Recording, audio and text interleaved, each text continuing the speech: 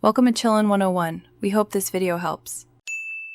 You start by getting Excel ready and your data clean.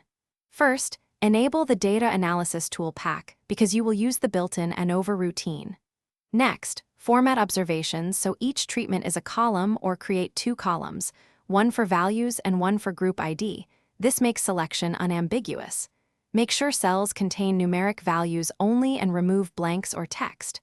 Once done, compute simple group means and counts so you can sanity check distributions before running Anova.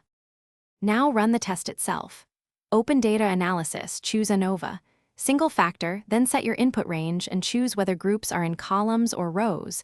Tick labels if you included headers and set alpha to 0. 0, 5 or your chosen threshold. Click Output Range to place results on the sheet. Once Excel produces the Anova table, focus on sum of squares, degrees of freedom, mean squares, the F statistic, and the p-value. These tell you whether between-group variability exceeds within-group noise. If p is below alpha, you have a significant effect. Finish by summarizing and visualizing. You should report group means, sample sizes, the F statistic, and the p-value, and add a box plot or bar chart with error bars to show differences. For specific pairwise differences, run Tukey or pairwise t-tests via an add-in or the Real Statistics tool. Excel's base package doesn't produce Tukey tables automatically. If something goes wrong, check assumptions. Unequal variances, outliers, or misentered data often cause odd results.